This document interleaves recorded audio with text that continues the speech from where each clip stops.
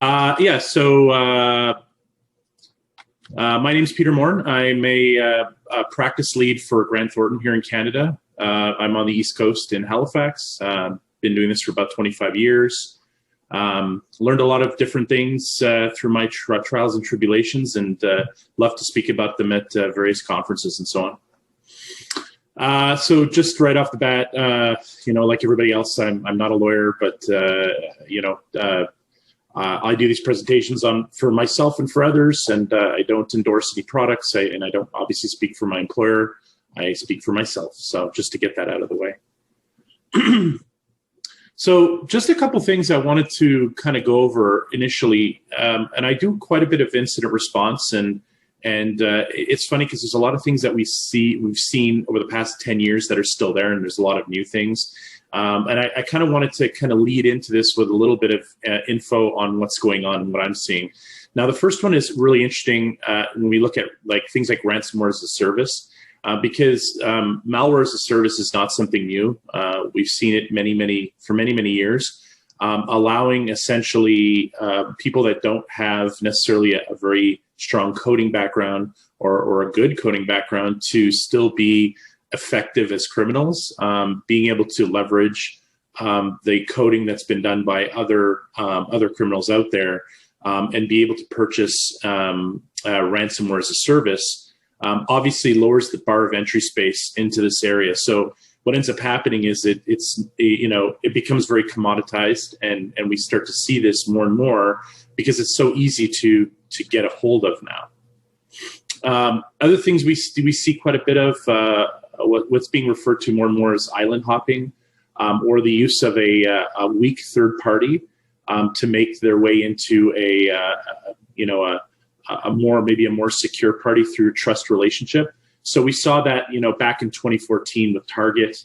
I was listening to a presentation earlier. There was a mention of the RSA breach that happened a long time ago with the thought of being able to breach U.S. government contractors.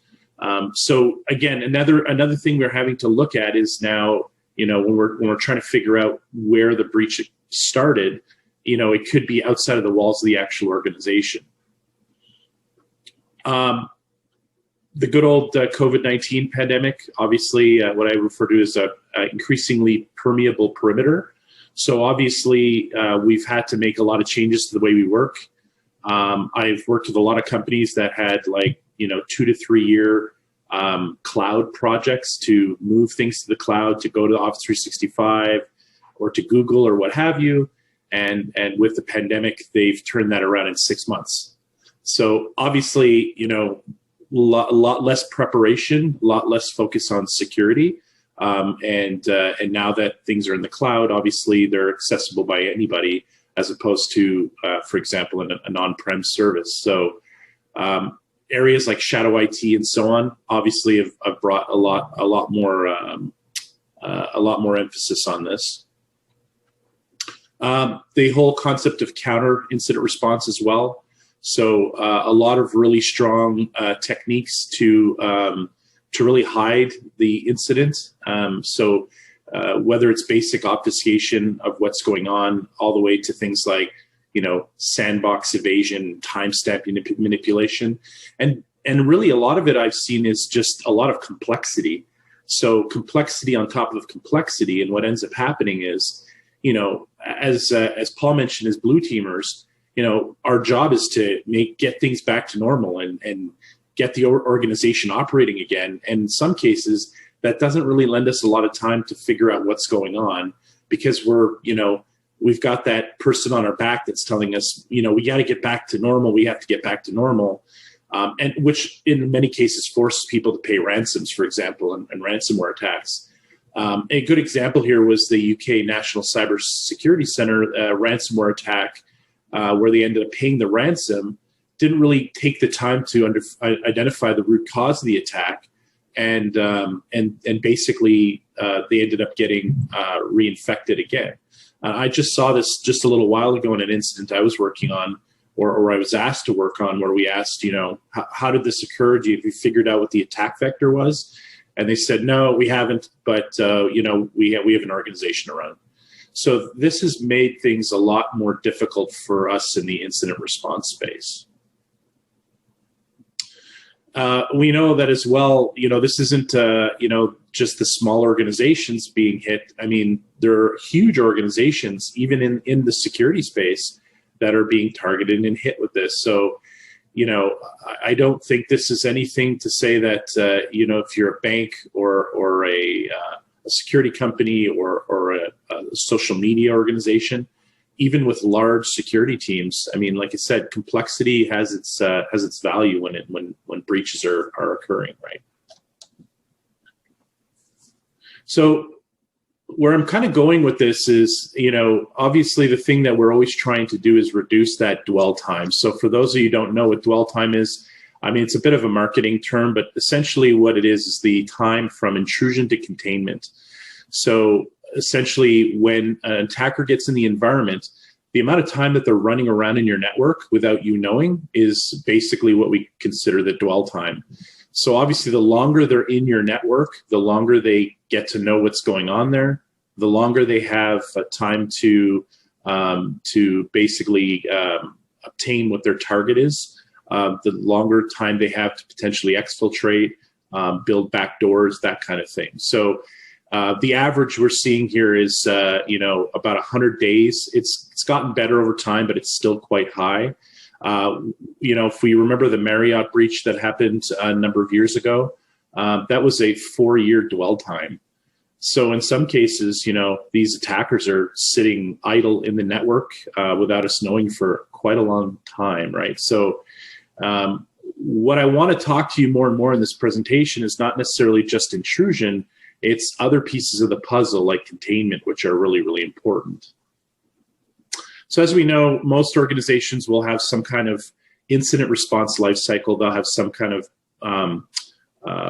process they want to follow. I put up the one here from NIST because it's fairly well known. So obviously the goals of this process are to minimize the damage of the attack, minimize the time to recover from the attack, and basically create instructions and defensive measures that would prevent the attack in the future. So essentially, you want to make sure that the organization is not limping at the end, and you want to learn from what's gone on during the attack. So we typically will follow this kind of life cycle for incident response. Now, where I want to focus on is this concept of containment. So, in the security world, I mean, we all suffer from a bit of shiny ball syndrome. We all like our technology and so on. And we tend to really focus on detection. We tend to focus on if we could figure out that they're doing something, we can catch them. We can, if we can figure out they're in the network, we can do something. And don't get me wrong, that's all important. And that's all as important as all the other steps in your incident response process. But where I'm seeing more and more that I'm being kind of, like I said at the beginning, where I've had the person on my back is around containment. And specifically the problem I'm seeing is, when you think you've found that source in the network of the attack, you've figured out, what they're doing, it's the time to contain all that, to get closer, while properly doing your incident response, it's the time to get closer to going back to normal operations. So what I like to refer to is essentially stopping the bleeding, right? So essentially being able to reconfigure our network, to be able to start processes up. And this phase can really kill a security team because in a lot of cases, this is like, for example, with ransomware, as you think you've caught it and it's spreading more and more, your security team is now focused on just dealing with that. That can take your security team off of other things. It can also be a bit of a smokescreen for other attacks that might be occurring. On the average, what we see, and you can see healthcare kind of right at the top, the average 73 days to contain a breach. So that's in certain cases for organizations, that can be death to an organization. I did an incident response in a ransomware case for a number of hospitals. And I mean, they had to shut down cancer treatment wings and move them to other hospitals. And, the longer it takes to contain the thing and to kind of bring your organization back to a normal state can be very, very detrimental to the organization, obviously. So that's where I want to focus on, essentially, is that containment piece. So companies that contain a breach in less than 30 days can save more than $1 million in comparison to those that take longer. So the quicker that we can contain the breach, the quicker that the organization is not hemorrhaging money and resources. Now, again, I also don't want to take away from the other pieces of the puzzle in incident response. They're all important. But like I said, I want to focus this talk more so on the containment side of things. So if we look at containment, obviously, if we have a server in the organization that's compromised, the security team's got to isolate that server from the network. What's involved in doing that? Now, that's a simple case of one server, but what is involved in actually doing that? What's involved in isolating that? Does the organization prepare? Do they know exactly what's involved? If they have a database server that's been that they want to contain as part of a breach, is that documented? Most people will document, certain processes in their incident response, but do you have playbooks for specific types of breaches or specific types of incidents, right? The security team also has to adjust, for example, routing policies so that they can now distribute the server that's been affected. They can distribute the load to other servers, for example. Now, when you look at that, is that documented? Does the team know how to do that really quickly? Does it involve a third party? Do you have another company that manages your upstream routers, for example, your firewalls? Are they involved? So, having this stuff documented can be like a lifesaver at the end of the day, right? And the other thing is, how much are you enabling your frontline people to do some of this work? Like, let's say you're an organization that has 5 security people, dedicated security people, and you have a major incident. Like, your 5 security people, like, for them to sit back and start to deal with containment while everything else is going crazy might not be the best use of their time. So how much can you enable your tier 1, your frontline people, to help contain what's going on during the incident? So a lack of solid containment processes could lead with a threat still being present and spreading in the environment. So that's, as I said, if you don't understand or you don't have a way to quickly contain, it could take longer and longer and longer for that breach to basically subside. So to do this, we like to focus on automation. So obviously, automating things may have a good effect in decreasing the average response time. So if you can automate mundane and time-consuming security tasks, that allows you to allocate your IT, your senior IT people and your security team's time to higher level duties that are part of that breach, right? Or even just keep the organization, like when you're having a breach, like the organization's like, these people were there before the breach to do other things. So now when they're dealing with the breach, who's actually operating the IT for the organization at that time, right? So having some kind of automation will really assist you in that process. And that's where we come into this whole concept of SOAR. Now, I know there's a lot of people that are at the conference today that work for security companies, and SOAR over the last couple of years has really taken off. No pun intended with the picture on the screen. It's really taken off, and a lot of security companies are starting to buy up companies that focused on SOAR, or what we refer to as security orchestration, automation, response. So you're starting to see a lot of organizations out there, Splunk, Rapid7, other companies that are starting to integrate SOAR into their products because in many cases, they're already ingrained into your organization, monitoring what's going on, identifying vulnerabilities, that kind of thing, right? So what is SOAR? So at the end of the day, SOAR is essentially a number of processes to assist in the incident response. And it starts with that orchestration piece where you're essentially connecting all these disparate technologies in your organization, as well as security tools, and using that information to essentially improve the speed at which you respond to an incident. So that could be like threat intel data. That could be like emails received by other systems. That could be like information like IPs, host names, IOCs, all that kind of information that will help you kind of better understand what's going on so that you can start to act a little quicker. That is part of that security orchestration piece. After that, we have this piece we refer to as automation. So at that point, like based on this intelligence you're getting from the orchestration side of things, you know, what can we do to automate processes? So that can be things like I said, deprovisioning users.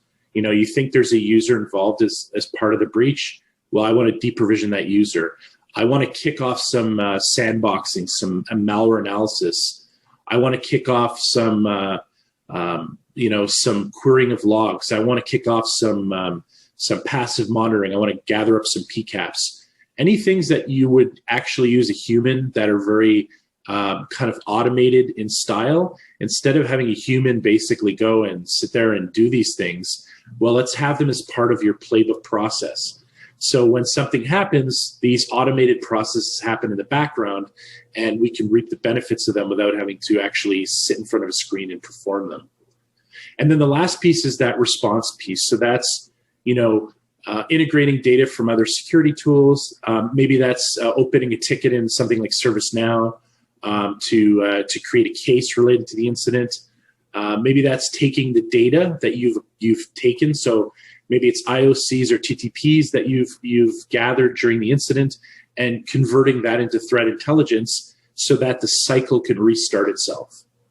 So all these things that we used to have, you know, people doing, and I'm not saying that because people were doing this, they should be part of our organization.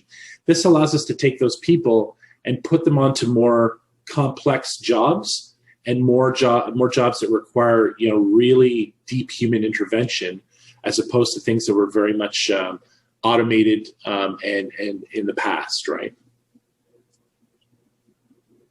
So if you look at it from a technology perspective, and again, I'm not endorsing any of this, these are just general types of technology that are used. We can see at the top there we have some tools like you know, firewall logs and DHCP logs that are being fired into various SIMs or log management tools, you know, whether it's Splunk or Sumo Logic or what have you. We have those being consumed. Then we also have things like enrichment. So that data being enriched by various endpoint tools, anti-malware tools. Maybe you've got some web-based gateway tools like a Blue Coat box or what have you. And then we have some automated things that are also happening. So some things like automatically invoked remediation, as well as some manual stuff. So that could be basically opening up tickets. That could be essentially performing some kind of forensics, some endpoint blocking, some, you know, that kind of thing. So you can see here that all these companies, all these security companies are players in that SOAR environment. And then essentially we usually have some kind of tool to bring them all together. So I'll give you an example. Here's just Rapid7's product, but there's other ones. You know, Splunk has a product called Phantom. They've all these companies have kind of been buying up these independent SOAR companies and integrating them into their products. So you could see here, for example, this is a Rapid7's product, and they have a playbook here that is basically quarantining an asset by using a product like Carbon Black, which is obviously not a Rapid7 product, but it's about integrating all of your disparate security tools. So as you can see here in this process, I have quarantine asset request. I have isolation of the Carbon Black sensor, so that Carbon Black response endpoint. I have the information on the quarantine, and then whether or not the host should be allowed back on the network. So with something like the Rapid7 product, it allows you to basically build this workflow that is essentially your playbook, and then execute them when something happens. So as there's an asset request coming in, all these things get kicked off. And these things could have been manual steps in the past, but it allows our security people to now be tasked with doing the more complex jobs. So that being said, a lot of the space I work in, so my specialty is in around critical infrastructure, industrial control systems, OT environments, and so on.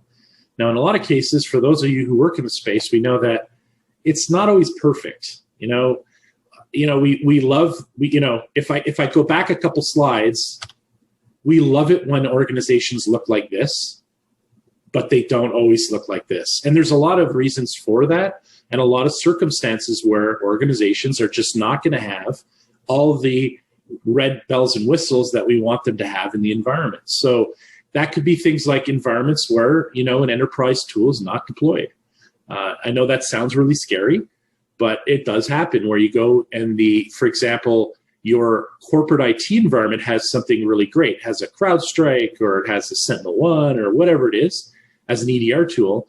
But in your production network, in my case, it could be a manufacturing network, it could be some kind of OT network, doesn't have any of that for many, many reasons. And maybe the minimal thing they have is maybe a bit of whitelisting, which, maybe it doesn't suit your needs.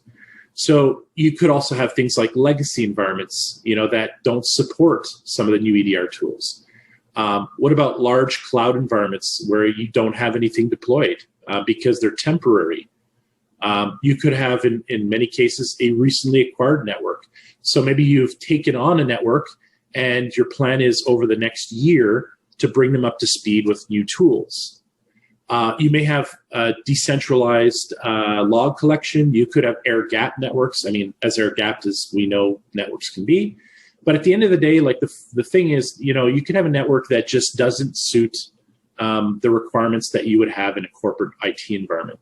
And that's where some of these tools, and I've put a bunch of them here again, just some examples here, things like Chef, SaltStack, and Puppet, and so on, may be able to be a short-term or even maybe a long-term solution to that problem. So I'm going to use the example of Ansible. I'm a pretty big fan of it because I've seen it in a lot of environments because it isn't necessarily just a security tool. A lot of organizations that are going to things like DevOps in the cloud, they tend to use Ansible to do deployments. So it's in a lot of cases a tool that an organization may already have, and they may have people that have a skill set in that. It's agentless, which is great. I don't have to worry about deploying something to the machine and it failing. How many times have we deployed like an EDR and for some reason they're missing something stupid like .NET, or the thing just doesn't deploy, or maybe they're not on a high-speed network that's good enough to do that. It's Python-based. I haven't been a true software developer probably for 20 years now, so something that is scripted is really easy for me.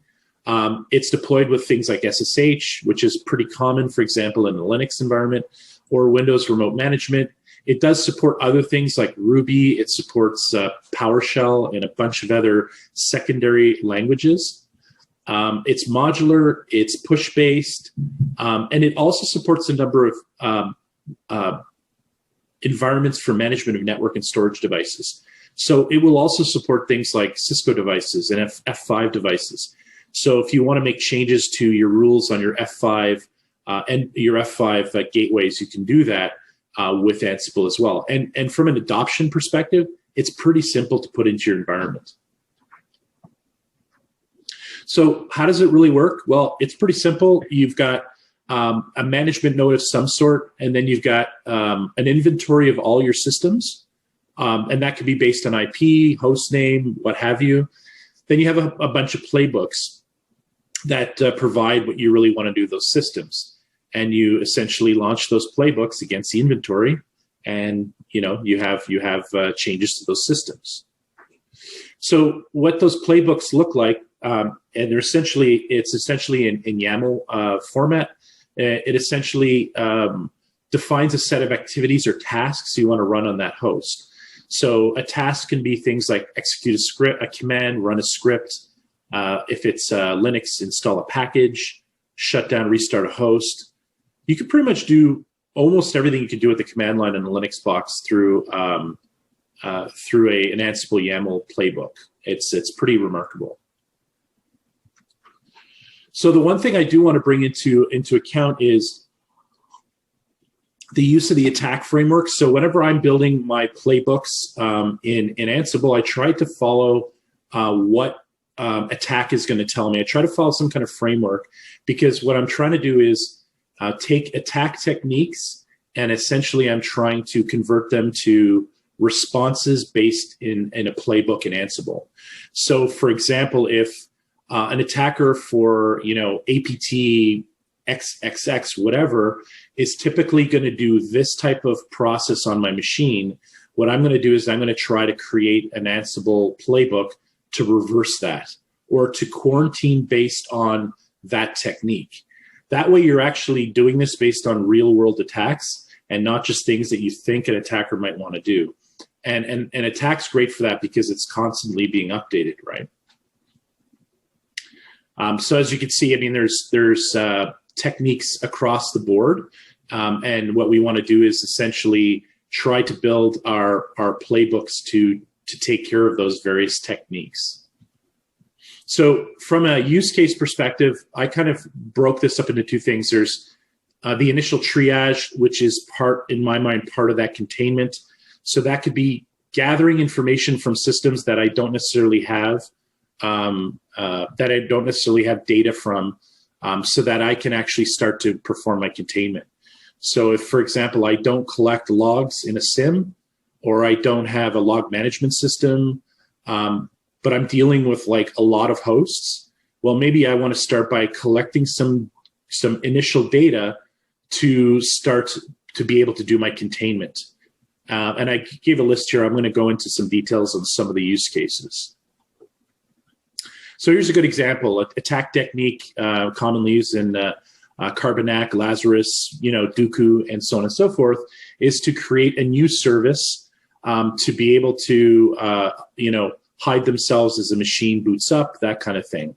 Well, maybe I want to create a playbook item that will go and check for that service based on TTPs, and at a minimum, stop that service in Windows or disable it or what have you. And this is something like, as opposed to a very skilled security person having to go in and do this, how about having a tier 1 person be able to do this in an automated fashion? Click a button and it turns the service down. And then the security guy can go and then basically do further cleanup afterwards, right?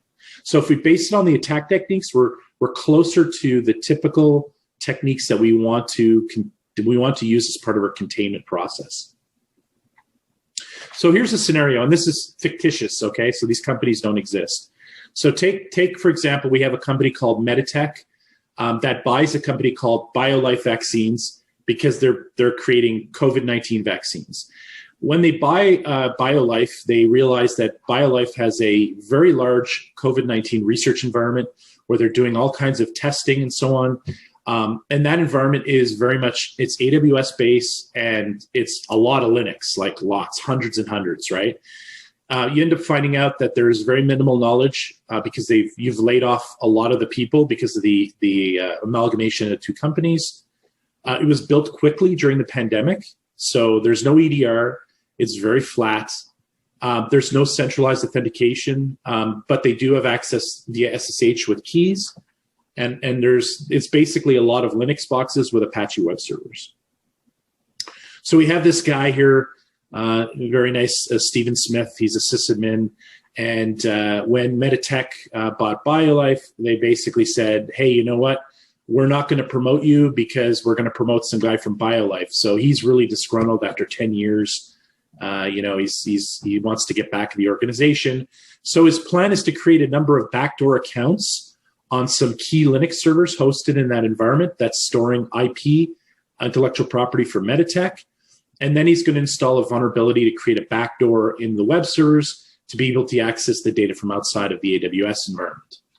So how do we deal with this? There's hundreds of servers. We have no EDR.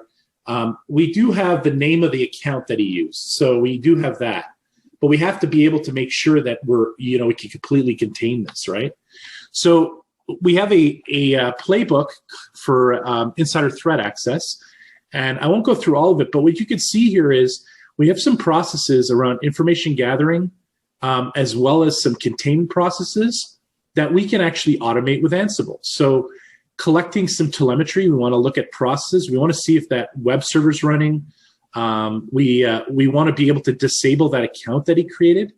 And we also want to basically see, has he changed to root? Has he elevated his privileges? And if he has, well, we probably want to change the password because there's a good chance he knows the root password as well, or he's changed it to something he knows. So what do? We bring Ansible into this. So as you can see here, we have a really, really simple Ansible playbook on the left. And essentially what that's going to do is, you can see here there's a grep statement. It's going to grep for J Smith, which is the account he created, in the password file. Okay, and then essentially what it's going to do is it's going to tell you whether that account exists or not. Now, on the right side, you can see the output. Now, I've only run it against a couple hosts, but imagine you have 300 Linux machines. You can run this Ansible script, this simple Ansible script, against those 300 machines, and you can see in green, 2.140, the user account exists, and in 2.141, the user account doesn't exist. So I can run this, and I can output this to a file, and in a matter of a minute, depending on the latency of the network, maybe 2 minutes, I could come back and get a list of 300 servers, and they'll tell me which ones have this account. So right off the bat, I'm getting into my containment. I'm starting to understand how bad it is and what I have to do to basically ensure myself that Steven, evil Steven, can't get into these systems, right? So at that point, I'm going to disable these accounts, right? So as you can see here, I'm going to use in this case on the Linux box, I'm going to use the usermod command, and I'm going to basically do a -L -E1 J Smith, and you can see on the right hand side here, I've run this. Now, because I'm running it against those two servers, one that had the account, one that didn't, you could see that only one of the systems was updated, and that was 2.140. And you could see down at the bottom, when I try to log in as J Smith, obviously it's telling me my account is expired. Now, some will say, well, why don't you just remove the account? Well, there's some forensics we might want to do. Maybe we want to take Steven to court. I don't know. So we don't necessarily want to maybe not remove the account. We just want to disable it at this point, so we have a bit of forensic evidence. And we can see here in my secure log, I could see where J Smith's account has been expired. So I'm able to do this against those hundreds of servers maybe more quickly than Steven can actually do anything else to turn that around on me. Maybe I figured out that he has changed the root password, and I want to change the password to my 300 Linux boxes in the cloud, but I don't want to have to do that manually, and I don't have centralized authentication. So there is no, in the Windows Active Directory world, I'm not integrated with Active Directory or what have you. So in this case, I can do a really quick Ansible playbook that essentially, as you can see at the bottom here, Ansible playbook change password.yaml, and then I'm going to basically pass an extra variable called new password, and then input the new password. And then essentially I run that, and it updates the password across all my 300 servers in a matter of minutes. And you can see here in the logs at the bottom, you can see where I've actually changed the root password on that system. So as you can see, this is a really good way, and I'm not saying, hey, go out there and get rid of your EDR tool or your automation that you have.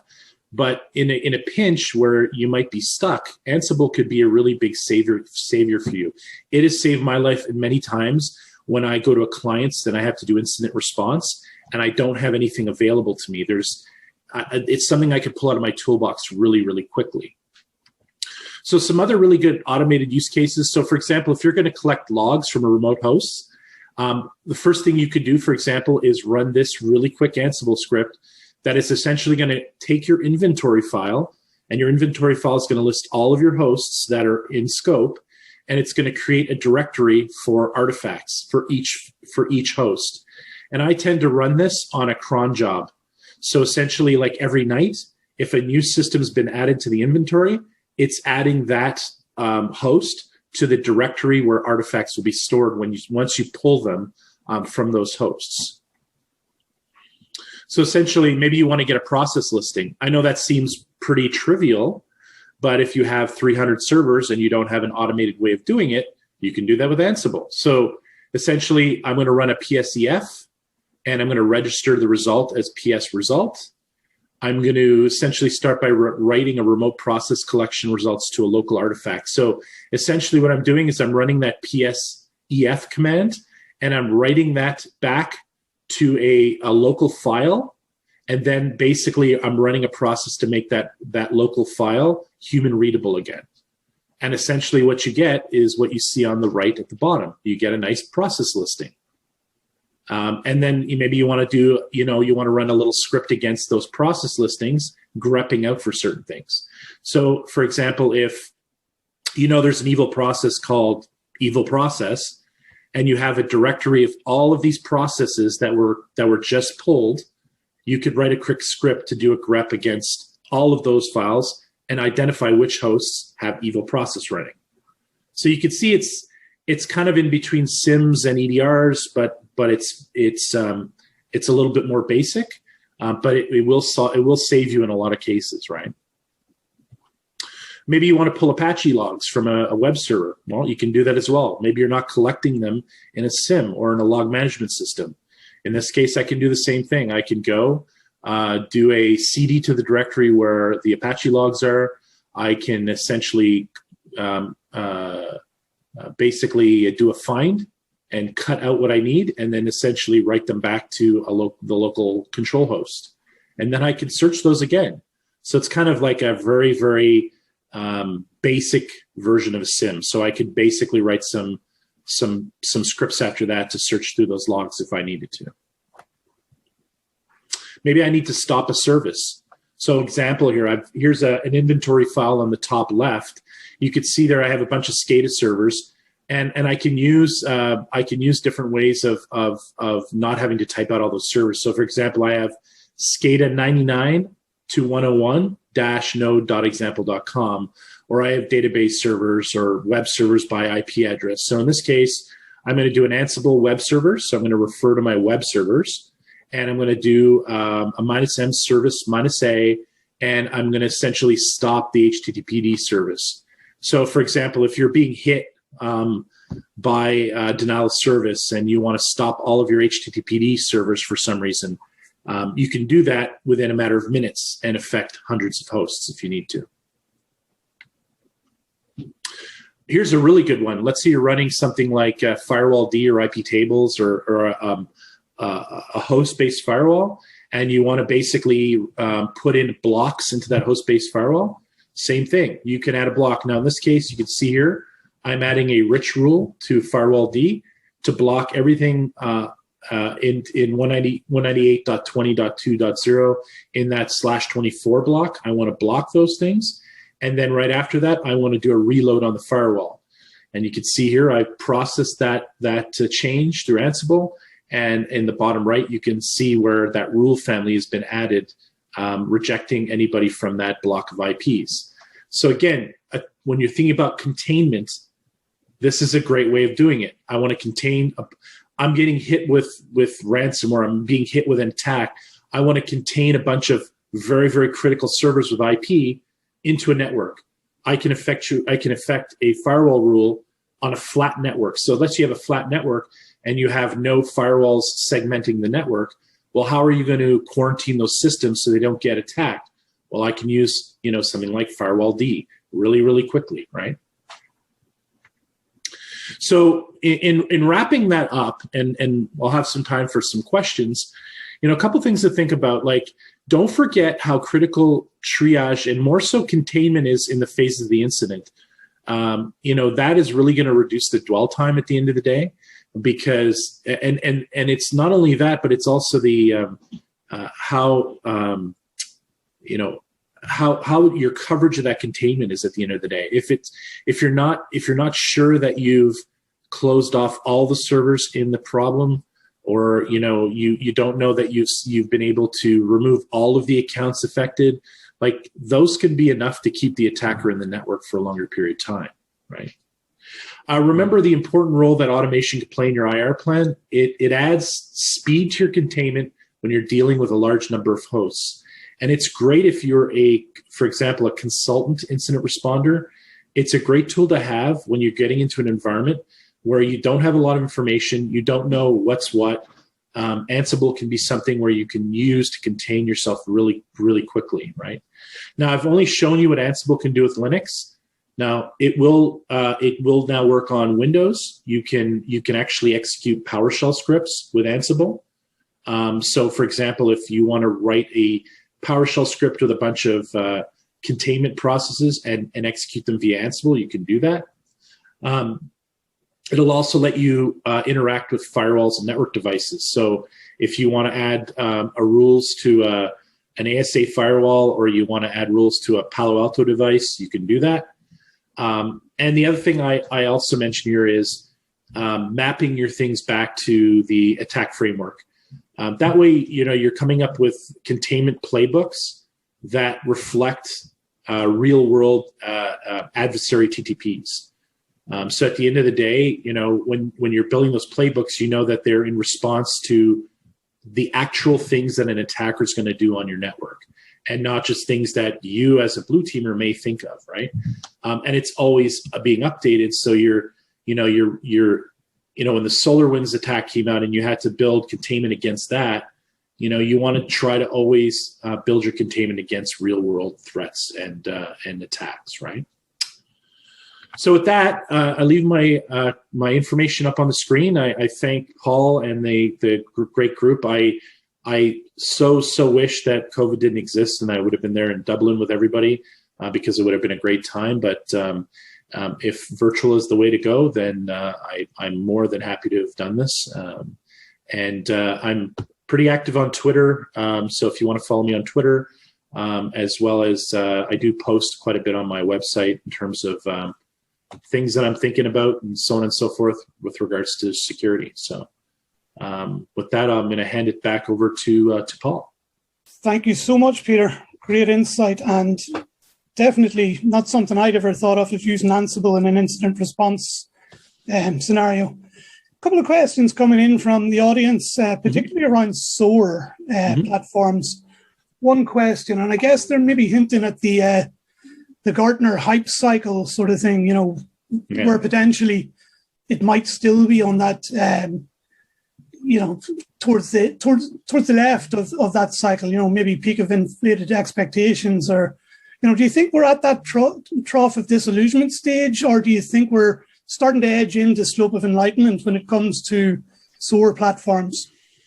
I think, I'm not, like most of the security people in this session here, I mean, a lot of it is great marketing. And when you look at companies like I said, like Phantom and those companies, that I think the thought could have been very different than what some of these bigger companies are making it into. That being said, I think SOAR has its value. I think a lot of managed service providers are kind of using that as a really good selling tool. So what I like to say is it's not necessarily SOAR, it's the playbooks that are the key piece of it, right? So if SOAR provides the technology you need to actually execute those playbooks in a speedy amount of time, then at the end of the day, that's great. But as you can see here now, again, Ansible is not perfect. It was never developed to be an incident response tool, but you can see you can do some pretty cool things with it. And I'm not saying you shouldn't be looking at a SOAR tool, but like I said, either or will work. I still think it is in a bit of the hype stage, but I still think it is going to be valuable in the future. Mm. And another question is, how should companies get their response ready to engage early and get response times down? You mentioned that dwell time and the containment sort of considerations, so that damage can be minimized and investigations carried out. How low can you get external engagements down from a third-party engagement when we're all remote at the minute? In terms of the question about third parties, what did you mean specifically about that? Well, the question, I suppose, is third-party engagement. I'm guessing, if you have vendor dependencies from an incident response perspective. Right. I mean, obviously, you got to hold your third parties accountable. Right. At the end of the day, you have to make sure that I used to joke, working for industry, where I'd say, if those third parties don't want to meet your security expectations, make sure management, you have the authority to hit the big red button at the end of the day, right? So, the amount of third party third party risk that's been brought on, especially during COVID, is really big. The other thing you could look at is if you have a really key third party and a great relationship with them, build them as part of your response, right? Share the things you have with them. Like, there's no reason why you can't, if you have a good way of containing, there's no reason why you can't be doing that with that third party, right? But at the end of the day, like I said, you got to hold them accountable, and insurance, cyber insurance, is not necessarily what's going to save the day when it comes to this, because you could still be left with a big mess to figure out, even though you got to pay out from insurance, right? So at the end of the day, like I said, it's important to hold them accountable, include them in your process. Don't just assume that they know what they're doing, and treat them as I know it's going to sound bad, but treat them as a hostile network at the end of the day. Thank you very much, Peter. It's been great insight.